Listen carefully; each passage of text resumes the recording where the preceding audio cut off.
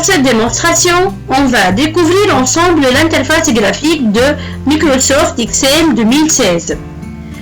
La première barre, c'est la barre des titres.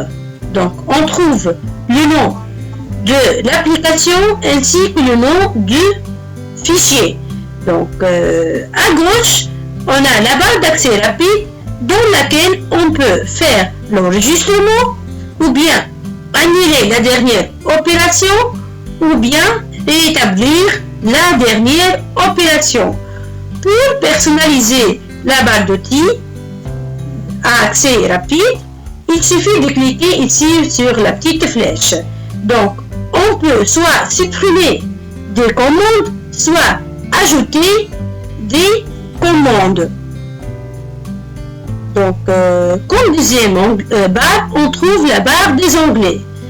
Le premier onglet, c'est l'onglet Fichier, puis l'onglet Accueil, Insérer, Mise en page, Formule, Données, Révision et enfin Affichage. Dans le premier onglet, c'est l'onglet Fichier, donc dans lequel on peut faire plusieurs manipulations, comme la création d'un nouveau classeur, ou bien l'ouverture d'un classeur déjà créé, ou bien on peut enregistrer un classeur et on peut faire d'autres manipulations. Le deuxième onglet, c'est l'onglet Accueil, dans lequel on trouve les manipulations de base de notre logiciel, comme la mise en forme des caractères. Par exemple, on peut modifier l'alignement de notre police, soit à gauche, centré, à droite, et on peut ajouter, faire un remplissage, modifier la couleur de la police et ainsi de suite. L'onglet Insérer, dans lequel on peut insérer plusieurs objets, comme les tableaux croisés dynamiques, des tableaux, des illustrations, des graphiques. Mise en page, c'est l'onglet dans lequel on peut personnaliser les caractéristiques de notre page. Par exemple, on peut modifier les marges, l'orientation de notre papier, taille et d'autres manipulations. L'onglet Formule, elle comporte toutes les formules qu'on peut utiliser dans la barre de formules, comme les formules logiques, et, ou, non, faux, ainsi de suite. Par exemple, les formules mathématiques, absolu, max, min, ainsi de suite. L'onglet Données, elle comporte les fonctions avancées de Microsoft Excel 2016, comme tri ou bien la recherche de données dans une liste. L'onglet Révision, c'est l'onglet pour faire la révision de l'orthographe et tout ça. Et enfin, l'onglet Affichage, il est utilisé pour modifier l'affichage de notre feuille de calcul. Donc, vous voyez ici qu'à chaque fois que je clique sur un onglet, les commandes sont modifiées. Ces outils sont regroupés sur un ruban.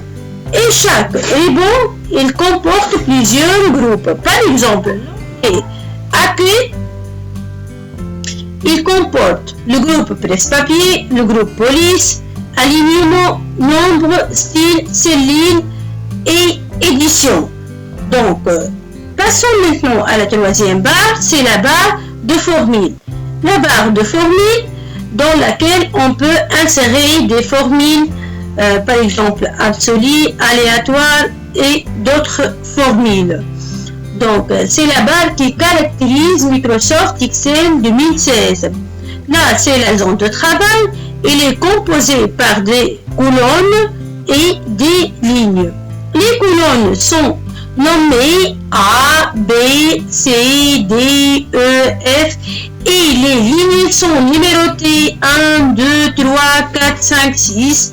Donc, vous voyez ici l'intersection entre une colonne et une ligne donne une cellule. Par exemple, la colonne, c'est l'intersection avec la ligne numéro 6, donne la cellule C6.